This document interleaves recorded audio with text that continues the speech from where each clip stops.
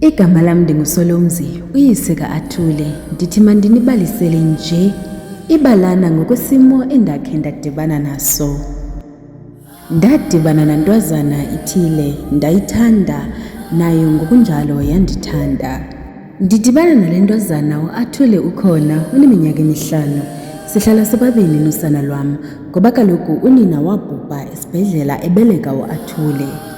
Ndaluthatha uxanduva lokhulisa uAthule. Ndiyamthanda nankumntu, nangona ethe wenza ubomi bam babanzimana. Ngoko ndidibana nale ntwazana eyenza intliziyo yam idanise namaphaphu, ndawabeka abamabini abamathathu. Sike yathatheka intwazana.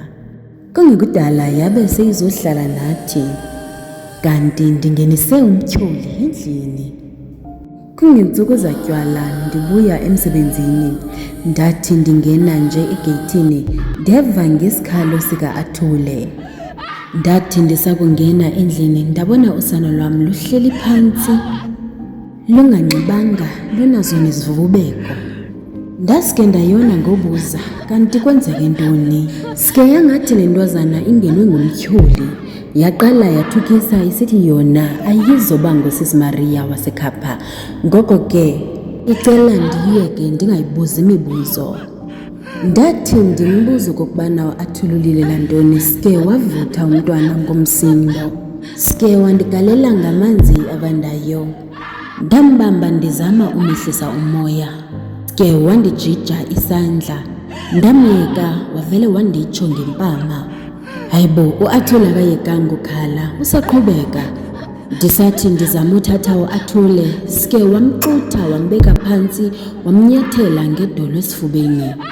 Ndabona uba ngoku ayisengokothando.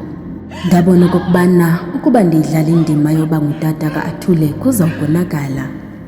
Ndavele ndayithatha le ntwazana ndayityhalela ekamereni, ndayivalela ndayigibisela ebhedini. Sike ndakhupha imvubu yam ndayityotyusha kabini kathathu, zange kube savuma okokubana mandiyiyeke. Ndaqhubeka ndambetha ngemvubu, uAthule de wayeka ukhala. Ndathi xa ndiyojonga uAthule egumbini lokutyela, kanti ulele. Ndathatha usana lwam ndahamba ndayoluhlamba, ndisakugqiba ndalutyisa. Ndabe ndivalile emnyango wasekhitshini ndenzele okokubana lo mtyholo osekamereni angabi nandlela zakuphuma. Kunangoku ndisenemibuzo, umntanam wayenzeni de abethwe aphume imivimba engaka? Ngoba lo mtyholi ndaye ndamgxotha ngosuku olulandelayo. Ngoku ndingumntu nje ongenaxesha labantu abangoomama. Ndandibahlonipha ndicinga uba fanuba ziingelosi. NdinguSolomzi, utata kaAthule. Le ncwadi ndiyibhala nje kuba ndingesanakunceda.